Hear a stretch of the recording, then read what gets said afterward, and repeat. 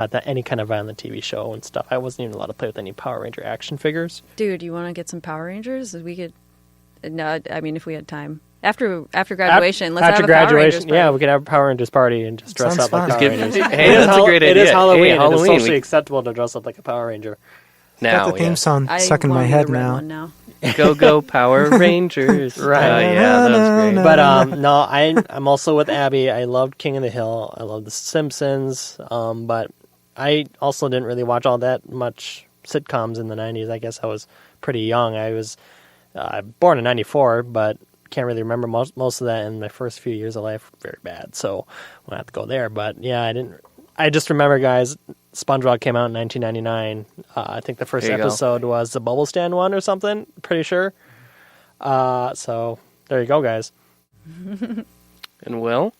Well, I think that I had, the fairly classic early 90s. I mean, I guess if you say, what did I watch in the 90s? I was a kid in the 90s, so I don't think I had a particularly sophisticated palate, but... Dateline. Yeah. C-SPAN. Yeah. You watch 60 Minutes all the time? Is that what you're into? But I think everybody else, I definitely had a Power Rangers phase as a little kid. I remember it being big before I'd actually seen it. I remember as a little kid in preschool, people arguing, who's your favorite Ranger? Who's your favorite what? I mean, clearly the green was the best Ranger when he came out. Yeah. But not that I know that. I actually remember buying the video of that from Blockbuster. It's one of my earliest memories. Oh, actually. Blockbuster. Yeah, when that existed. R.I.P.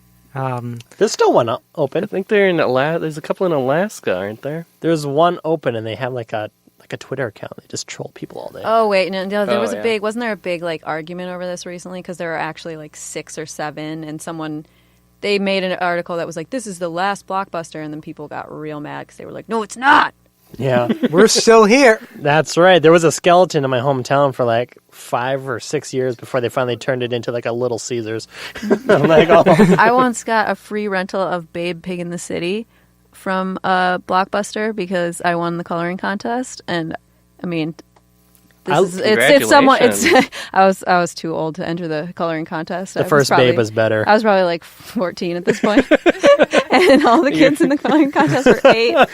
And but I've never been good at art in any way, so it was satisfying to me to win. And you pushed all those 8-year-old kids out of the way to get your prize. No, it was a Dropbox situation. It wasn't we were all directly competing with each other. But I don't know what inspired me to enter. But wait, did you I was submit shocked. in a time frame that was reasonable to the contest, or was it you submitted it 10 years ago and then you got a letter? No, you just won. I forgot I did that. No, I was just at the video store and saw that there was a coloring contest, and being a bored preteen was hey, I can color inside lines.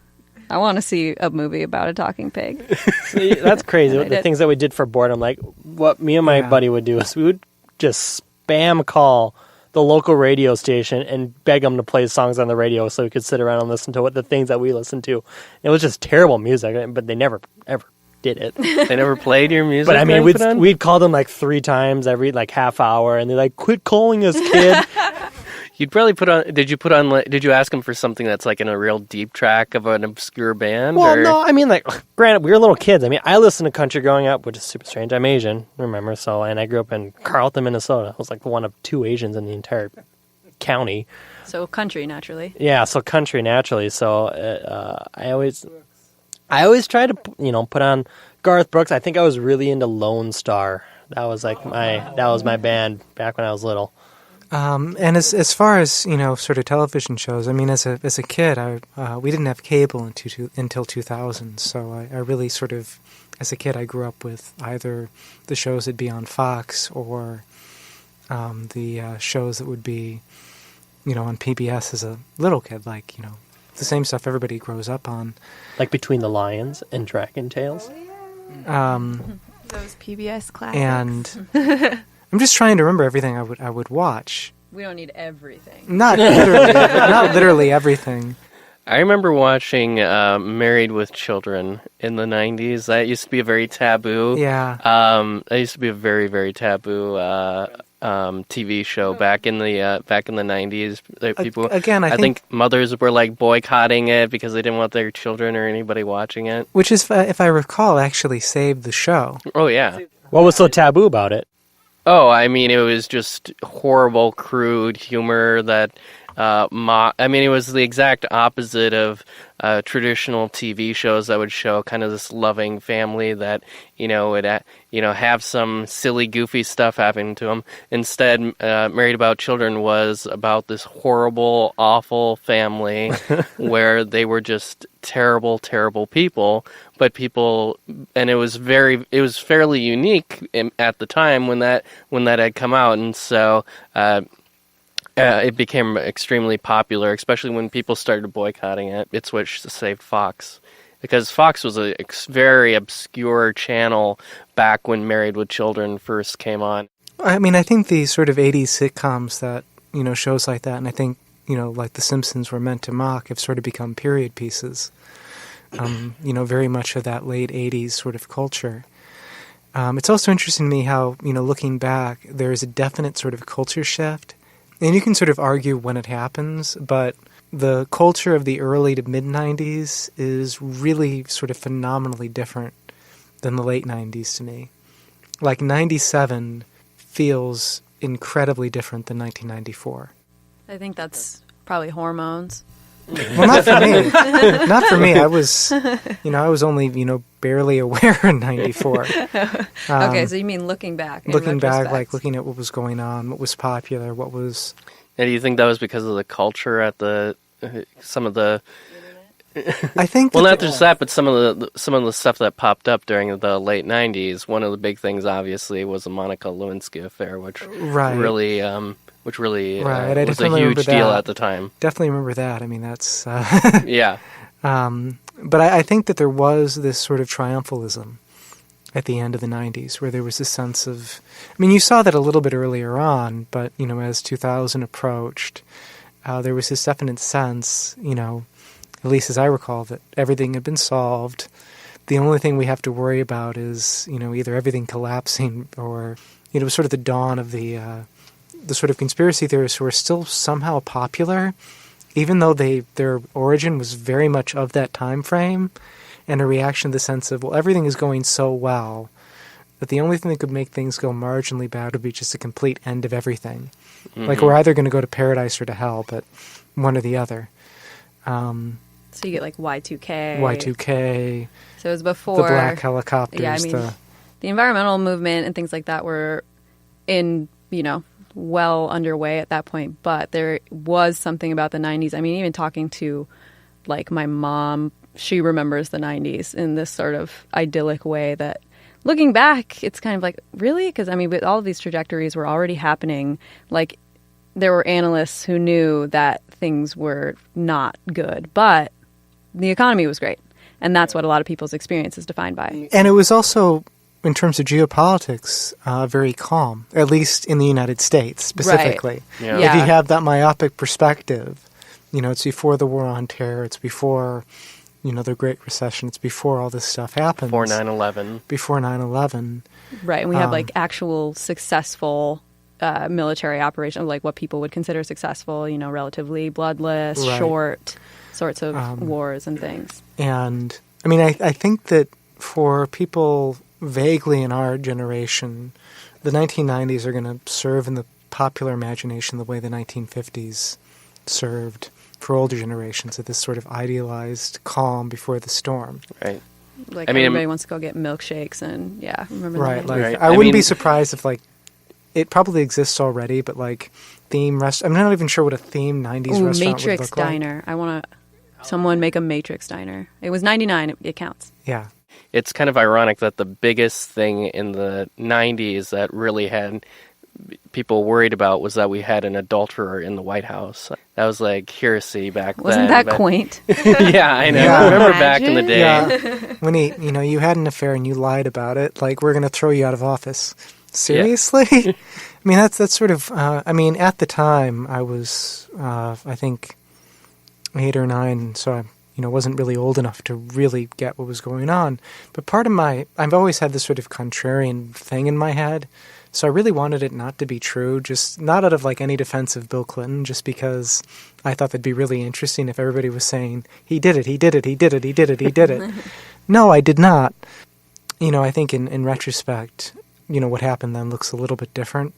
Yeah. Because, having an affair with an intern who's 20 years younger than you are, and then, trying to lie about it to hide up a sort of harassment. Yeah. I think it also just kind of, it marked the descent of discourse with the rise of the internet and the rise of 24-hour media. It's like, it seems idyllic, but the fact is that all of the shady shit that was going on under the surface that people are focused on now was going on. It just wasn't in the public eye. And then we started to be able to bring more things in the public eye. And what do we choose to focus on? These sensationalist things, like real journalism. Before that, people who were really, getting into things were, you had like Watergate and like actually figuring out all of these conspiracies and stuff. And now there's so much, and the main attention is given to like the things that can serve the shortest attention span, that are the most sensationalist. The gatekeepers are gone. Yeah. And I think that makes a difference. And, I also just think that a lot of the tensions, a lot of the ideas that exist now existed then. They just weren't dominant. I mean, there was a clear line. Wasn't, powerful enough to get anybody elected, but the basic nexus that I think defines the current political administration absolutely existed in 1992 and 1996. I mean, yeah, they just didn't have like internet forums to connect on, right? And yeah, look up what Pat Buchanan was saying. Yeah, it's the same thing. Oh, totally. If you marry what Pat Buchanan was saying with what Ross Perot was saying, you get Trump. That's sort of the end of the game. But nonetheless, I guess because I was a kid then, and I always look at it with certain rose-tinted glasses. Right, yeah. And I mean, that's history research that's been done. People will always sort of idealize that period in their life, the kind of formative years. Those will always seem to be the most significant and often most, what's the word I'm looking for? Like, those will seem to be the times where the world was at its best, in a way. Yeah. And, I mean, as far as I think we sort of started talking about sitcoms, I mean, I'll watch, Friends on Netflix, for the same nostalgic purposes everybody else does. I can't even handle laugh tracks anymore. I can't. You can't? I cannot watch a show with a laugh track. I don't know, a switch flipped. There were a few years there where I think I could, but... Yeah, I mean, I think it's a very different experience watching that show on Netflix versus how I remember watching it when it was actually on, where it would just be like random episodes disconnected from each other.